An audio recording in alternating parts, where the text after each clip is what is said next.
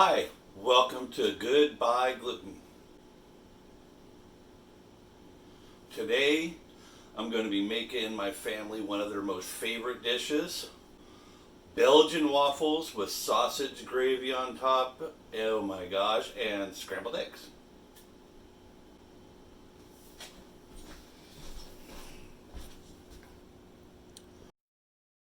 Saying goodbye to gluten does not mean saying goodbye to great food and great taste. So please like this video, share it with friends, and subscribe to our channel. So let's take a look at all the ingredients that you're going to need to make this awesome dish.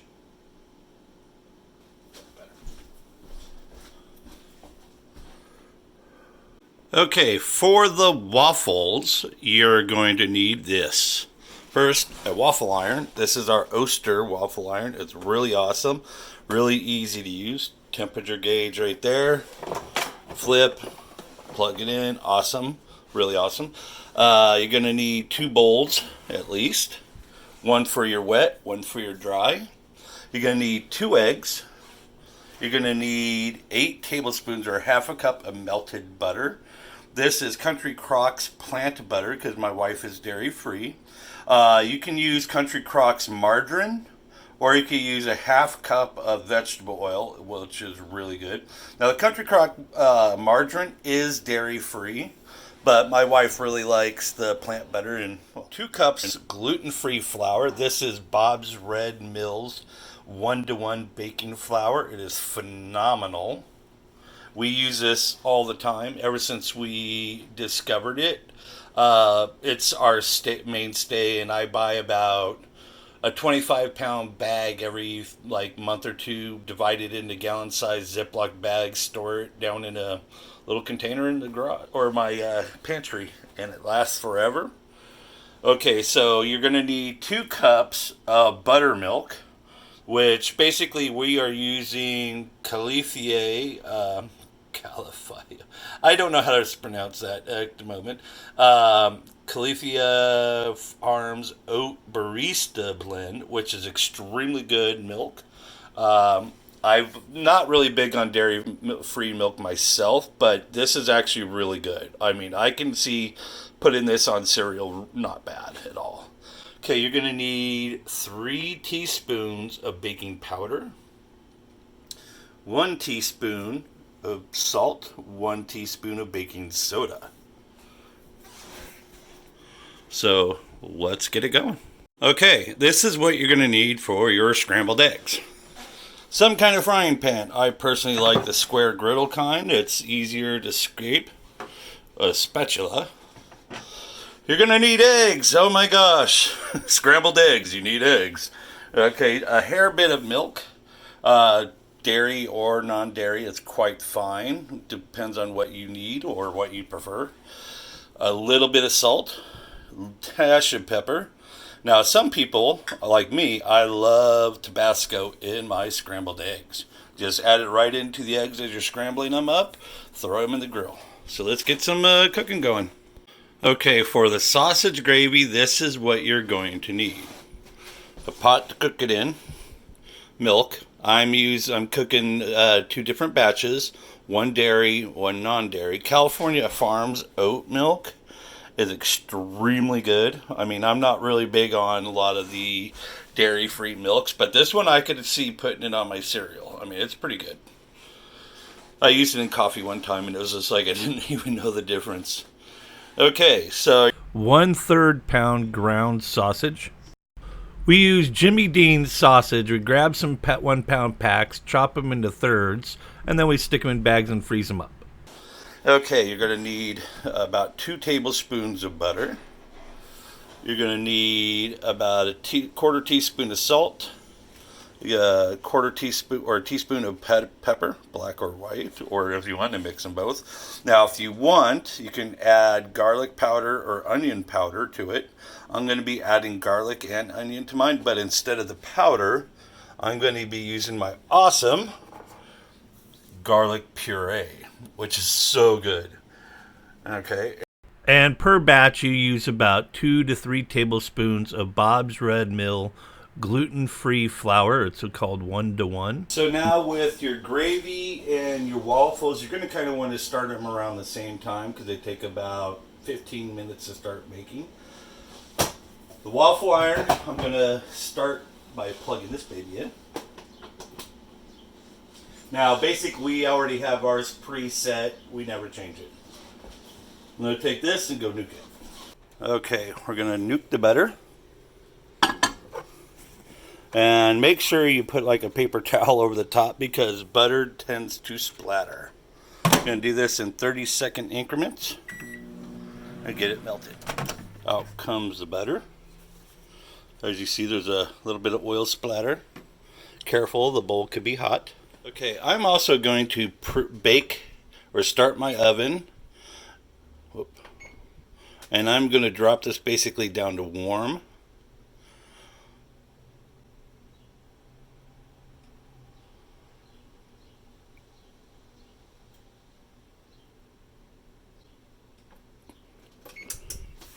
Then I'm going to take this, which is basically a metal cooking or cooling rack, and a cookie sheet. I'm going to stick this baby right on in here.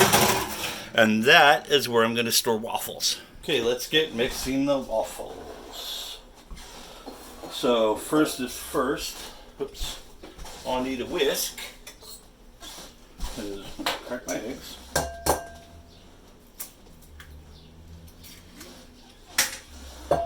What you can do is do it one-handed. Careful of that because if you try that, sometimes you get shells. So I'm going to beat this up really good.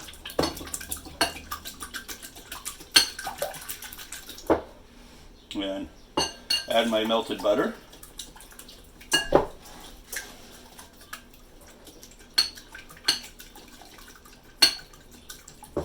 Okay, and then I'm going to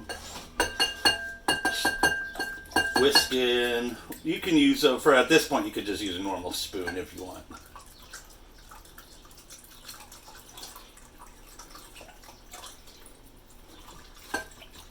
Okay. Take our flour.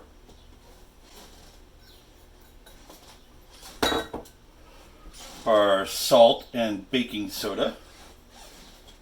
Make sure you get all the little bits out of there.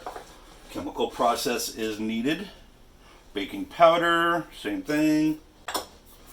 Okay, now I'm just basically just going to kind of mix this up. Yes, I like to stir and turn. Makes it a lot easier. So now, I'm just going to basically add that in.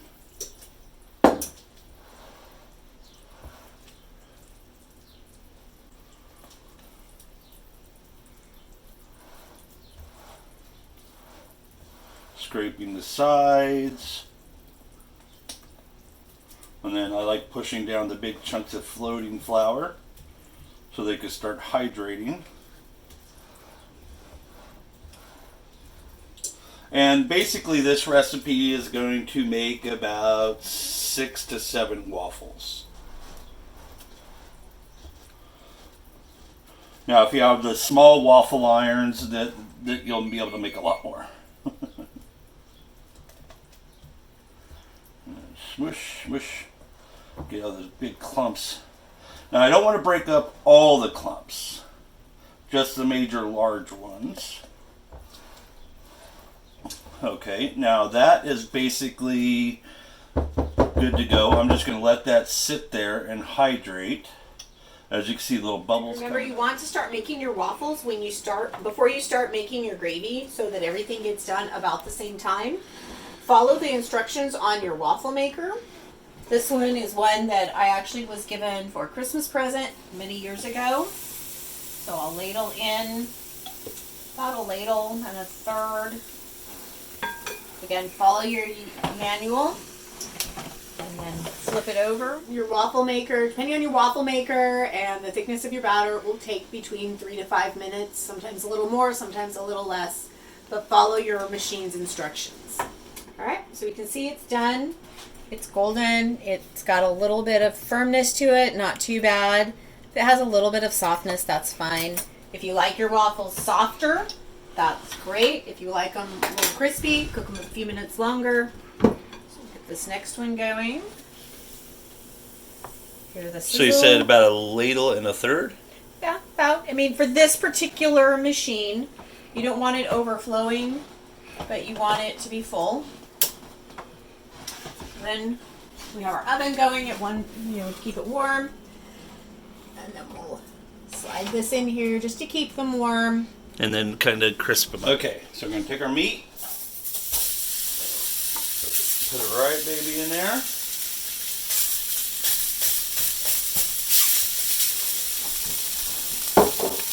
Now, since my oven is preheated, or is heated up, I can't put my little cover over that, because this is the little vent the stove actually vents out of, or the oven vents out of.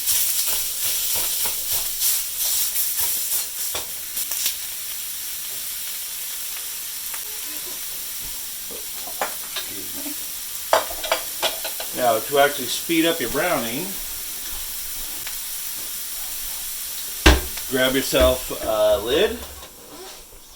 Okay.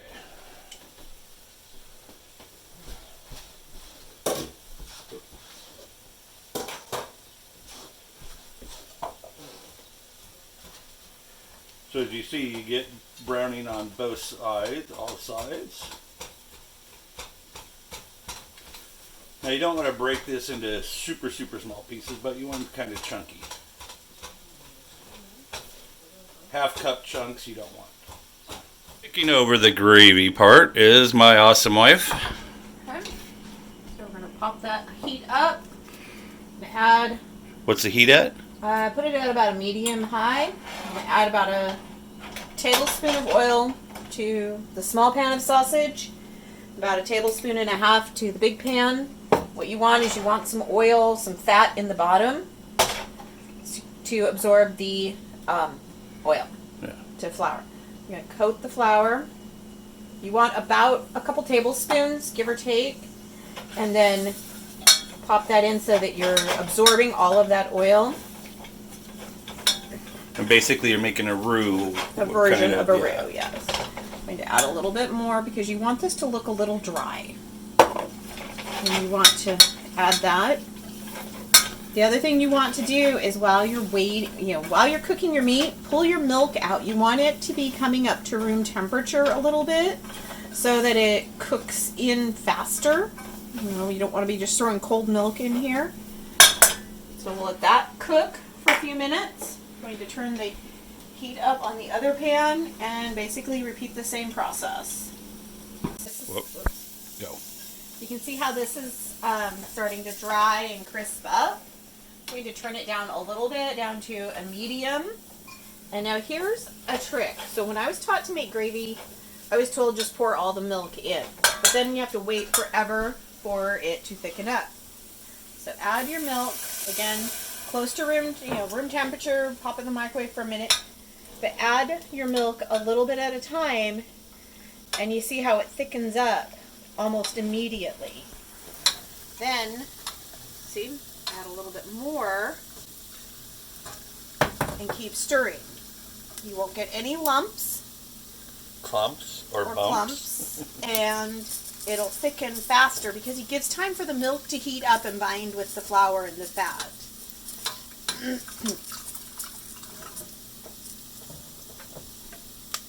Let that sit for a few minutes, and we'll move over to this one. For your dairy-free, you can use whatever kind of milk you want. It needs to be completely unsweetened. Try to get something that has no added sugars. Do not use rice milk. That will be a nasty mess. Trust me. We are using oat milk. But again, I'm going to add a little bit. I've got foggy lens. I'm going to add a little bit at a time. And stir. And then it'll thicken up. You'll have your gravy made within about 15 minutes. Now keep in mind also you can adjust the amount of milk you want. If you want a larger batch, more leftovers, you can add more meat flour, and milk. If you want less, you can use less. So, for example, Greg doesn't always eat many leftovers of his gravy. So we measured out 2 cups of milk, and we still have probably a little over a half a cup left that we won't be using because this is going to be plenty for him. So just think about that. You can adjust it based on what your usage is going to be. And this gravy goes really good as a filler for omelets. I tried that a couple weeks ago and it was amazing. Or just on top of omelets. So you do want to stir your gravy frequently. Once you get it to close to your desired thickness, add your seasonings, your salt, your pepper, garlic, onion, whatever you want to add to it. And then turn it down low and let it simmer, stirring occasionally while you're fixing your biscuits or your waffles.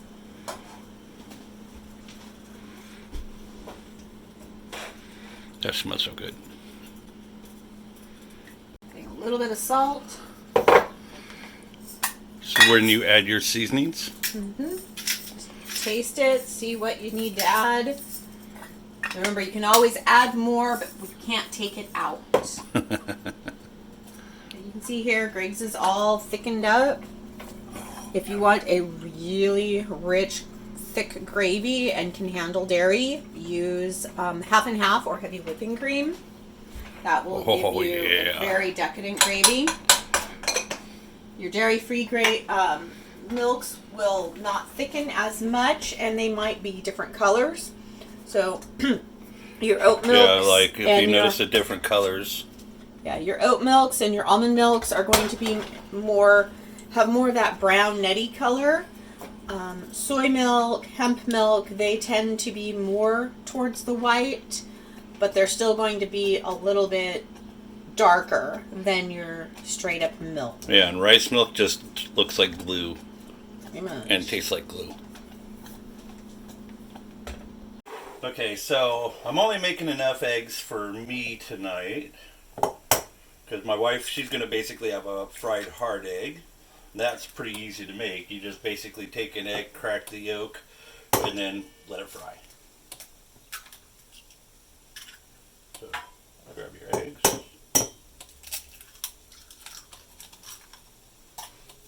Okay. I'm only going to just use a few drops of buttermilk. That's probably about a tablespoon-ish. I'm going to do a few drops of Tabasco. That's also about a tablespoon-ish. That wasn't ish. Pinch of salt. Because I actually like putting my salt and pepper in the scrambled eggs instead of on top because it just basically falls out or over or off. Yes, I love black pepper. I get that from my parents. The squish.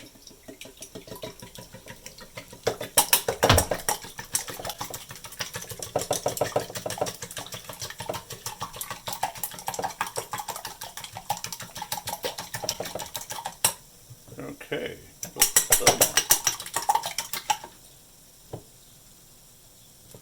We're ready to go for. That's actually pretty warm, so just gonna go ahead and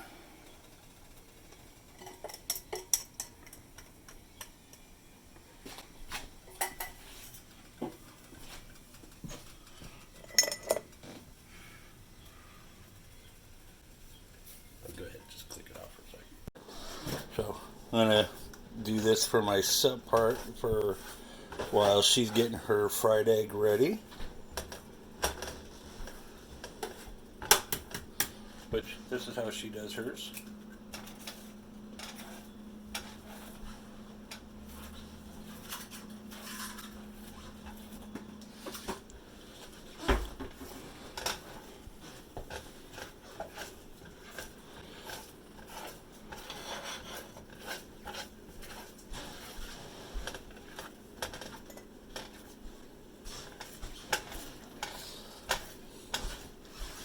So now I like my eggs fluffy and cooked, but not runny.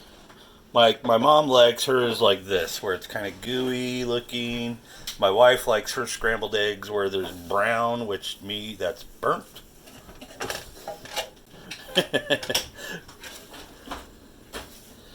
Like this is actually almost done.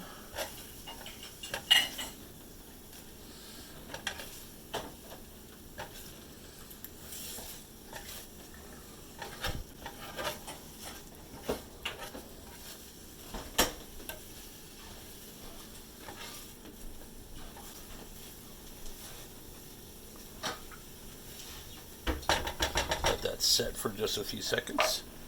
And here's her fried egg. She will show you how to do it. Crush the yolk. Add her salt and pepper. Lid. Just for, what, about a minute?